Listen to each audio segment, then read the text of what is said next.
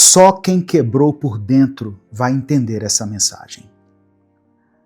Que bom que você chegou, tem coisa boa vindo, tem coisa séria também. Hoje vai ser diferente. Hoje a gente vai conversar de verdade. Então já deixa o seu joinha aqui no vídeo, se inscreve no canal e ative o sininho das notificações, se você ainda não é inscrito. Pois assim você vai receber mais e mais vídeos de fé e motivação como esse, no seu aplicativo do YouTube. Existe uma técnica japonesa chamada kintsugi. Quando um vaso de cerâmica se quebra, os japoneses não jogam fora. Eles não colam às pressas, nem tentam esconder as rachaduras. Eles preenchem cada trinca com ouro. E o que era só um objeto quebrado vira algo único.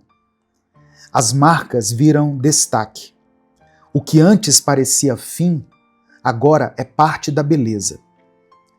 Tem gente que olha para isso e pensa que é só estética, mas não é. É sobre aceitar a história que te formou sem precisar apagar os capítulos mais difíceis. Porque tem dor que quebra, tem dor que estilhaça, e ninguém avisa que depois de tanto cair, a gente pode se perder de si mesmo. Ninguém fala o quanto machuca seguir em frente com um coração remendado. Como é confuso olhar para dentro e não se reconhecer mais. Esse vídeo é para quem já se quebrou por dentro, para quem cansou de fingir que está bem, para quem já sorriu para a foto com o peito cheio de silêncio, para quem tentou ficar forte não por orgulho, mas porque não tinha escolha, para quem já perdeu alguém, perdeu o rumo, perdeu a si mesmo, e ainda assim continuou andando.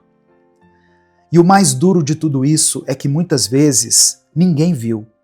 Você desmoronou calado. Seguiu o dia, foi para o trabalho, respondeu mensagem, postou story, enquanto por dentro só queria parar o mundo por 5 minutos. E claro, nos dias em que você sentiu que ninguém te via, Deus estava ali. Ele viu você tentando dormir, mesmo com a cabeça cheia. Ele viu as lágrimas que você engoliu só para não preocupar ninguém. E ele continua vendo tudo, até o que você esconde de si mesmo. Não é todo mundo que vai entender essa conversa aqui, mas quem entende, sente. E quem sente já sabe o peso de viver com rachaduras invisíveis. Se você já passou por isso, fica aqui, porque hoje, pela primeira vez em muito tempo, você vai se sentir compreendido. Não porque alguém tem todas as respostas, mas porque às vezes, só de ouvir alguém falando exatamente o que a gente viveu, o coração já começa a respirar melhor. E quando a gente junta a nossa dor com a presença de Deus, algo dentro da gente começa a ser restaurado, de um jeito silencioso, mas real. Tem uma dor que quase ninguém fala. A dor de quem está ao lado de alguém que se afundou num vício. É a dor de quem ama e não consegue mais alcançar. De quem tenta conversar, tenta entender, ajudar, mas no fundo se sente sozinho. Porque mesmo com fé, mesmo orando, buscando força em Deus, tem horas em que bate um cansaço que só quem vive isso entende.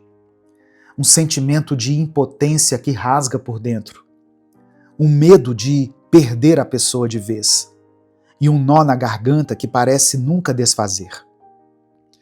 Eu leio os comentários dessas pessoas aqui todos os dias.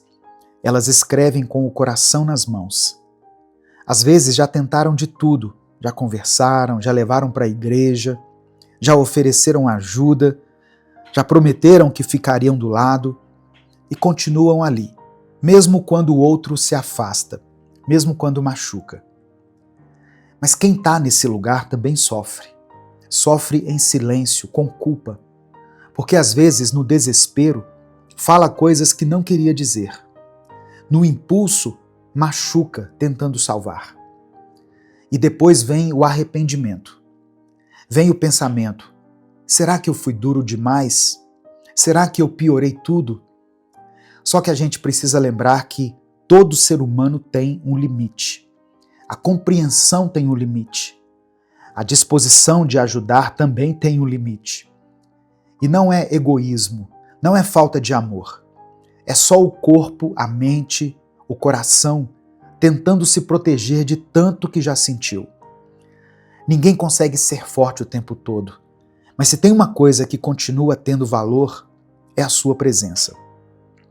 Mesmo quebrado por dentro, mesmo cansado, se você não sabe mais o que fazer, apenas esteja ali. Sem tentar resolver tudo, sem cobrar uma mudança imediata, apenas mostre que você ainda acredita. Deus vai se revelar para essa pessoa através do seu cuidado. Ele vai se revelar no abraço que você insiste em dar, mesmo depois de uma recaída. Na conversa que você puxa, mesmo quando o outro se fecha. Na paciência que você exercita, mesmo quando tudo em você já queria desistir. Porque às vezes o milagre não acontece de uma vez, mas começa assim, no simples fato de alguém não ir embora. É muito difícil trazer certos assuntos para cá, principalmente no meu outro canal, O Minuto com Deus.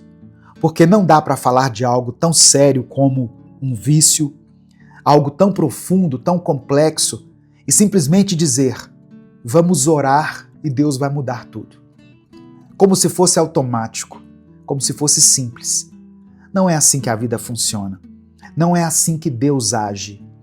Existe milagre? Sim, eu acredito nisso. Mas também existe processo. Existe responsabilidade, atitude. Deus pode fazer o impossível, mas a gente tem que fazer o possível. Então, se você ama alguém que precisa de ajuda para sair de um vício, ore sim, mas também procure caminhos, procure informação, apoio, procure profissionais, procure um tratamento. Ajude essa pessoa a se reabilitar, mesmo que ela resista no começo, mesmo que pareça não querer. Porque amar também é insistir quando a pessoa já perdeu as forças de lutar por si. E isso também tem tudo a ver com fé. Fé não é só esperar que Deus resolva. Fé também é dar os passos certos, mesmo quando o resultado ainda não chegou. É se mover confiando que Ele vai agir, mas sabendo que Ele usa nossas mãos, nossos gestos, nosso esforço. Quando você busca ajuda de verdade para quem você ama, você está dizendo para Deus: eu acredito que vale a pena lutar por essa vida. E vale.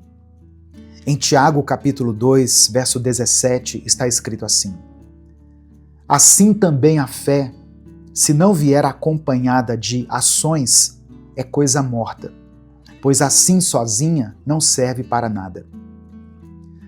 Tem gente que se quebrou por dentro, não só por causa de um vício, não por causa da saúde, mas por causa de uma traição.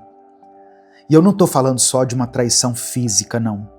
Eu estou falando da quebra da confiança, da dor de estender a mão e ver que quem mais deveria segurar virou as costas. De perceber que no momento mais difícil da vida, quem mais prometeu amor não ficou. E isso machuca de um jeito que não dá para medir.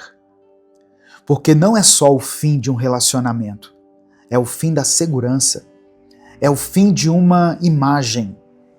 E quando você começa a se perguntar: onde foi que eu errei? Será que eu sou o problema? Será que eu não sou o suficiente para ser amada, para ser amado? E quando isso acontece com uma mulher, a ferida atinge ainda mais fundo. Porque existe toda uma pressão, todo um peso, uma expectativa sobre como ela deveria ser. Bonita, paciente, sábia, forte, compreensiva, mãe, esposa, equilibrada, serena, sorridente, e por aí vai. E quando algo dá errado, é ela quem se culpa. ela começa a se cobrar mais, a se comparar, a se calar. Mas também tem homem passando por isso. Maridos que foram deixados, que foram trocados, que foram desrespeitados. Homens que amaram de verdade, que cuidaram, que se dedicaram e mesmo assim viram tudo desmoronar. E por causa do orgulho, não conseguem falar com ninguém. Guardam tudo no peito, fazem piada, seguem o jogo, mas por dentro estão despedaçados. Traição é isso. É uma quebra que não aparece de fora, mas dentro faz barulho, consome a fé, seca o ânimo, desfigura a identidade. E não é só a dor da ausência, é a dor de ter acreditado, de ter entregado o coração achando que seria recíproco, de ter feito planos junto com alguém que na hora da queda preferiu soltar sua mão. E quando a gente é traído, a gente também começa a se trair. Duvidar de tudo, criar muros, fechar o peito para quem vem depois. Mas essa dor não precisa te definir. Ela não precisa te endurecer para sempre. Perdão não é fácil.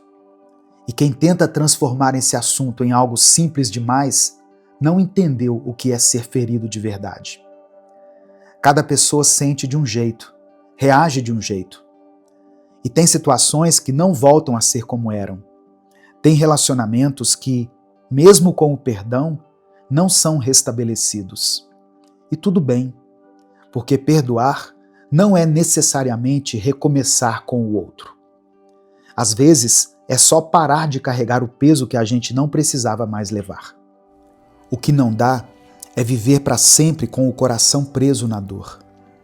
O que não dá é para se fechar para o mundo achando que toda relação vai ser como aquela que te machucou.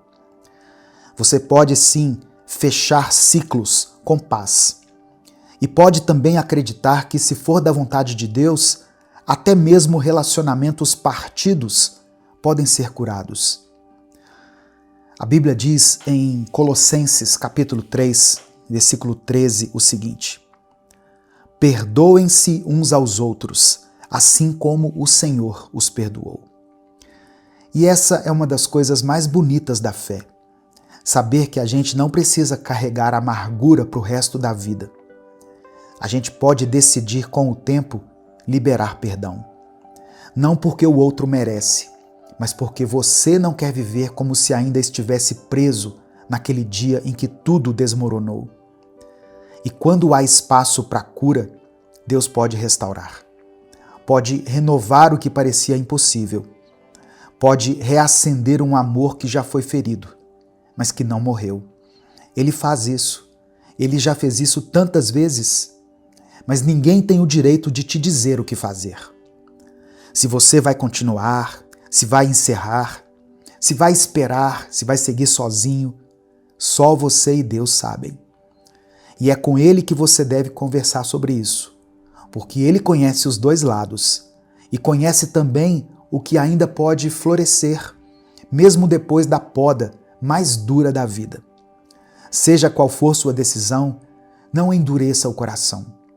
Deus não quer ver você preso na mágoa, Ele quer ver você livre e em paz.